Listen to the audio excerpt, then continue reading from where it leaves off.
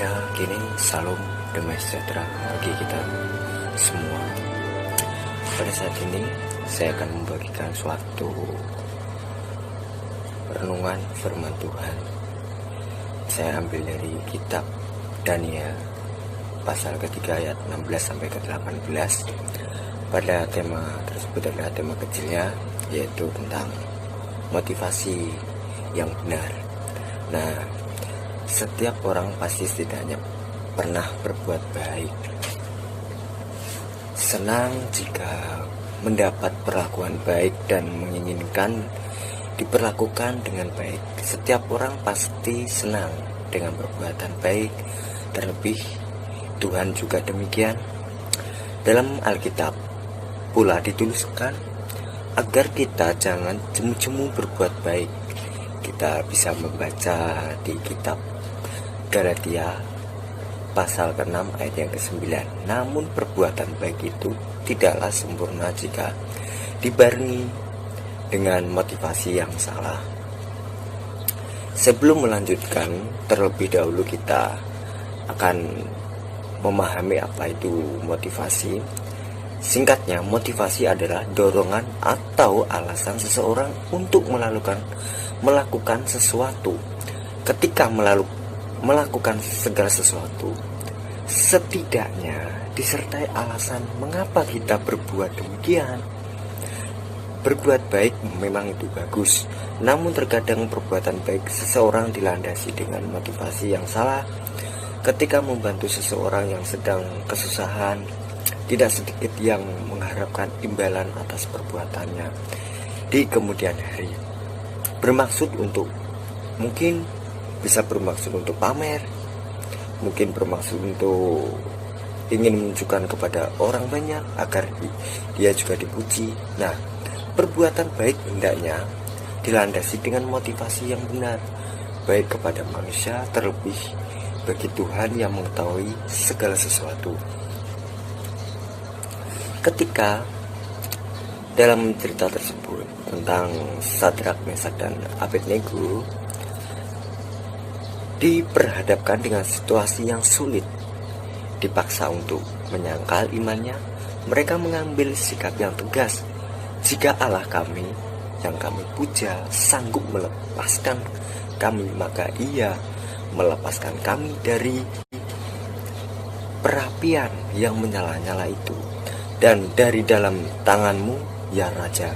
Tetapi seandainya tidak, hendaklah Tuanku mengetahui, ya Raja, bahwa kami tidak akan memuja dewa Tuanku dan tidak akan menyembah patung emas, ya Tuanku.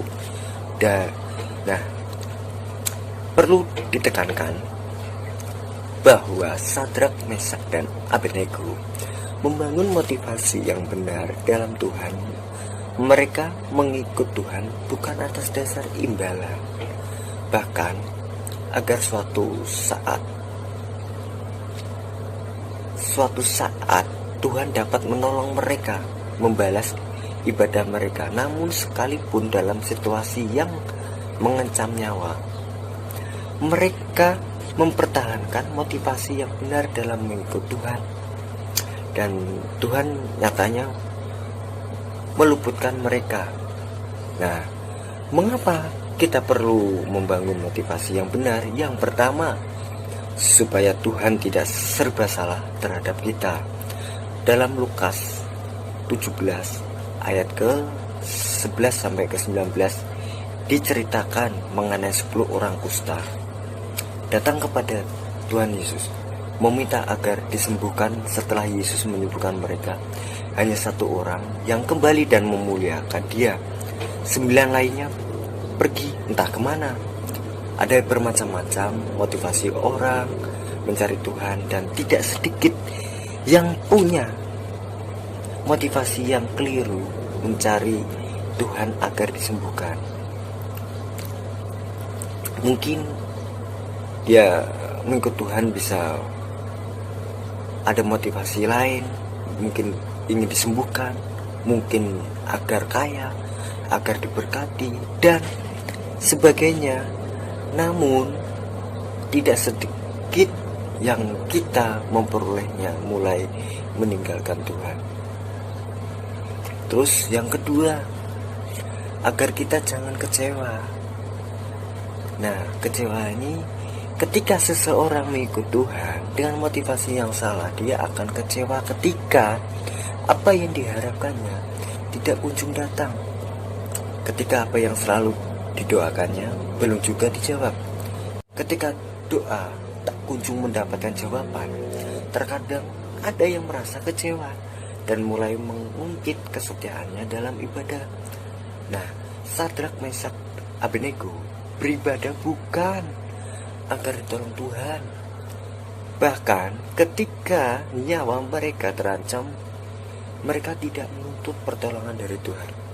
Sesungguhnya mudah bagi Tuhan untuk memberkati kita, menyembuhkan, menolong kita.